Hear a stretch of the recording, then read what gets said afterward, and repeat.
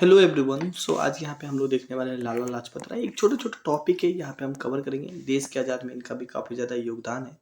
और दूसरी व्यू आपका ये भी हो जाता है कि आप एक सरकारी अधिकारी या कर्मचारी बनने जा रहे हैं, तो आपको इन सब के बारे में थोड़ा बहुत तो जानकारी होना भी चाहिए। और आपके एग्जाम में भी यहाँ से क्वेश्चन दिख जाता है यहाँ पे।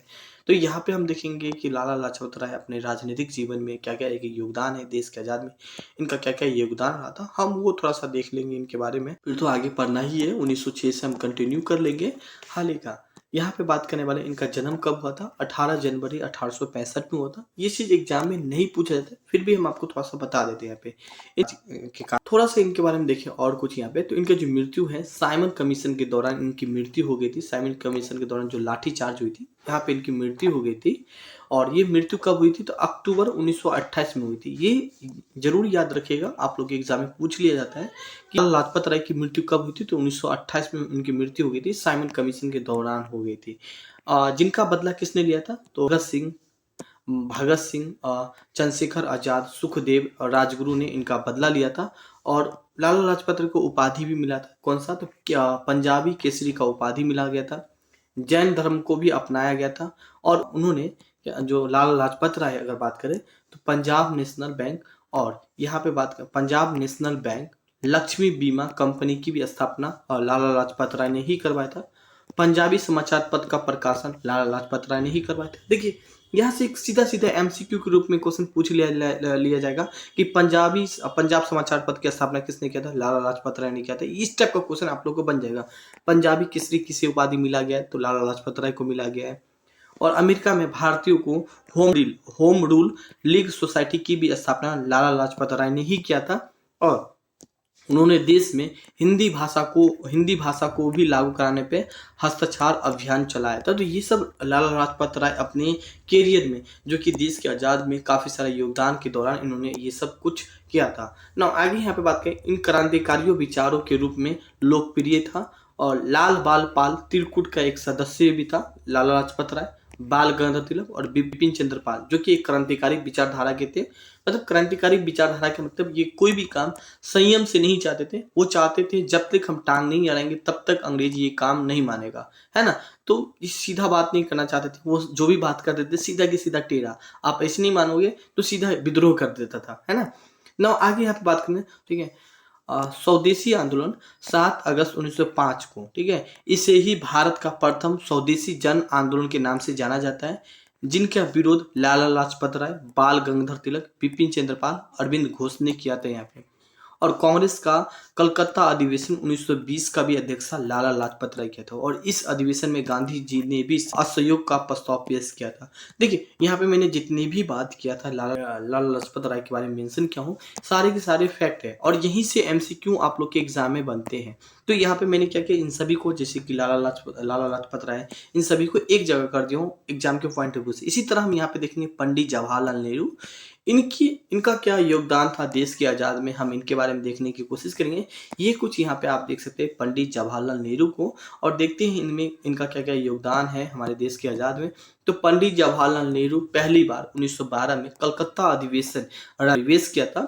और पंडित जवाहरलाल नेहरू ने 1917 में होम रूल आंदोलन में भी भाग लिया था। और 1920 और 22 में असहयोग आंदोलन में भी भाग लिया था। और पहली बार इस आंदोलन में भी गिरफ्तार कर लिया गया, किसे, तो पंडित जवाहरलाल नेहरू को। 1924 में कलकत्ता नगर निगम के भी अध्यक्ष किया था, किसने, तो पंडित जवाहरलाल नेहरू ने। 1926 से 1928 में अखिल भारतीय कांग्रेस समिति का भी महासचिव थे, कौन, तो पंडित जवाहरलाल नेहरू। 1929 में कांग्रेस का लाहौर अधिवेशन का भी अध्यक्षता किसने किया था, तो पंडित जवाहरलाल नेहरू ने किया था। और इसी अधिवेशन में बात करें, पूर्ण स्वाधीनता का लक्ष्य पारित करवाया था पंडित जवाहरलाल नेहरू। 31 दिसंबर 1908 को रावी नदी के तट पे तिरंगा फहराया था। देख रहे हैं ना।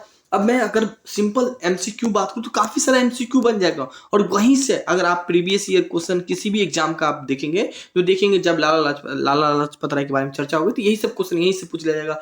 पहली बार पंडित जवाहरलाल नेहरू ने किस नगर निगम का अध्यक्षता किया था, तो कलकत्ता नगर निगम का अध्यक्षता किया था। तो इस तरह अखिल भारतीय कांग्रेस समिति का महासचिव कौन थे, तो लाला लाजपत राय थे। किस वर्ष थे, तो 1926 से 1928 में रहा था।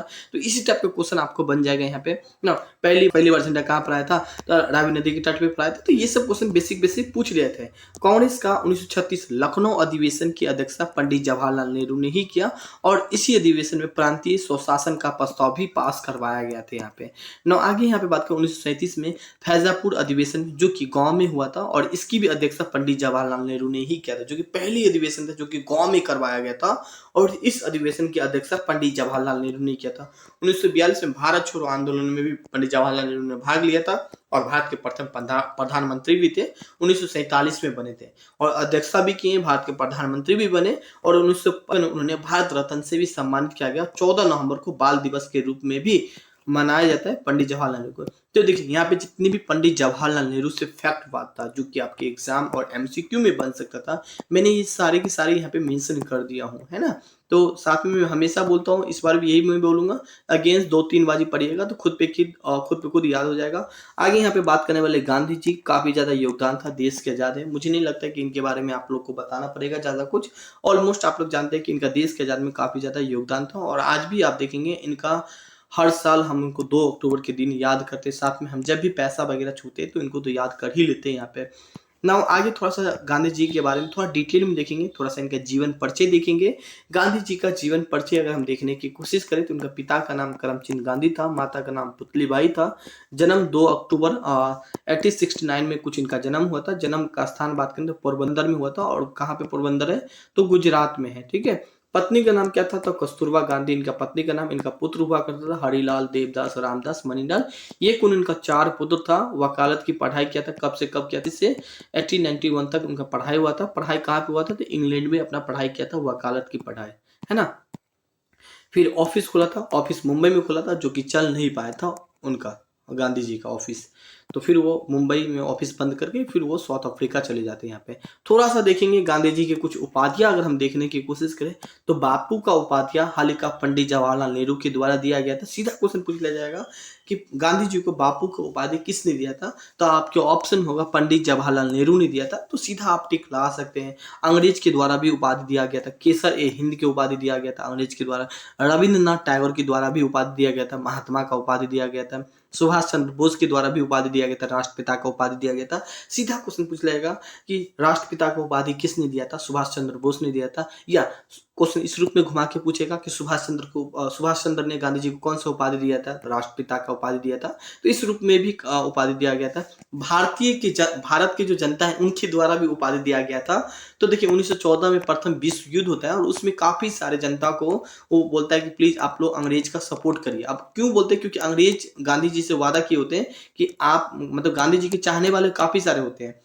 तो उस समय में क्या होता है कि अंग्रेज गांधी जी को बोलता है कि आप बोलिए भारत की जनता को कि हमें सपोर्ट करें। 1914 में जो भारत सेना है उनको बोलिए कि सपोर्ट करने के लिए। तो गांधी जी भी उन्हें बोल देते कि ठीक है सपोर्ट करिए, और अंग्रेज ये बोलते कि ठीक है अगर हम जीत जाएंगे तो आपको देश आजाद करना है। बट अंग्रेज ऐसा नहीं करता है, अंग्रेज बहुत ही शैतान होता है, गांधी जी से काम लेता है। बट गांधी जी को जो गांधी जी के साथ वादा करता है, जीत तो जाता है इंग्लैंड मगर सपोर्ट नहीं करता है यहाँ पे। तो गांधी जी से काफी लोग परेशान हो जाते हैं, मतलब काफी लोग नाराज हो जाते हैं और फिर भारत की जनता के द्वारा एक उपाधि दिया जाता है जिसे बोलते हैं भर्ती करने वाला सर्जेंट की उपाधि दिया जाता है। इनके बारे में बात करें, Lord Mountbatten one man boundary of woods का एक उपाधि देता है जो कि लॉर्ड माउंटबेटन देते हैं, 1947 में देते हैं। इंग्लैंड के प्रधानमंत्री भी जो कि विंस्टन चर्चिल है वो भी उपाधि देते हैं अर्धनंगा फकीर, जो कि 1900 बात करें 31 में गोलमेन सम्मेलन में जो भाग लिया था ना, उस समय गांधी जी धोती वगैरह पहन के गए थे जो कि असफल भी रहा था। उस समय ये उपाधि दिया गया था। तो ये सारे उपाधि था जो गांधी जी को दिया गया है और इन सभी उपाधि को अपने अकॉर्डिंग आप पढ़ सकते हैं, साथ में रिवीजन कर सकते हो। कई बार एग्जाम में यहाँ से क्वेश्चन पूछा गया है। गांधी जी के कुछ किताबें हैं जैसे कि आप लोग भी अपने किताब आगे चल के लिख सकते हैं जब आप बहुत ज्यादा पढ़ लिख लेंगे, है ना। तो इसी तरह गांधी जी भी अपने किताब लिखे थे। अपने किताब में क्या क्या कौन सा किताब थी, गांधी जी की 3 किताब लिखा गया था जो कि काफी ज्यादा फेमस था।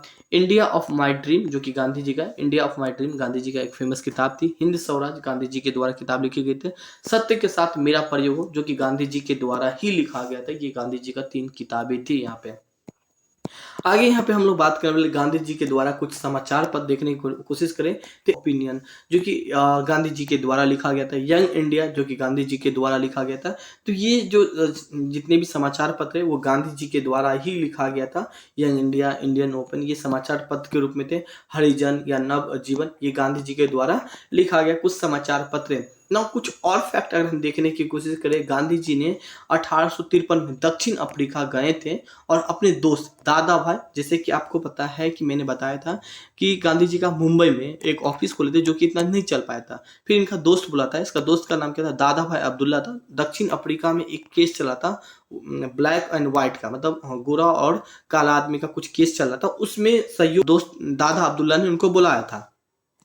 और उस समय अगर हम थोड़ा सा बात करने वाले जो कि अभी हम आपको बताए थे कि श्वेत और अश्वेत की समस्या दक्षिण अफ्रीका में चल रहा था, गांधी जी ने इस कानून को समाप्त कर दिया। मतलब गांधी जी गया, फिर अपने अकॉर्डिंग वहां पे केस लड़ा और फिर वहां पे गांधी जी का जीत हो गया। अब दक्षिण अफ्रीका में गांधी जी की जब जीत होती है ना, तो ये बात इंडिया में भी घुसती है, तो इंडिया के लोग काफी ज्यादा खुश और गांधी जी को देखने के लिए काफी ज्यादा एक्साइटेड। ये चीज आज भी आप देख सकते हैं, कोई इंडिया इंडिया के आदमी विदेश में कुछ अच्छा काम कर ले और इनकी तारीफ आप देखोगे कई सारा मीडिया पे।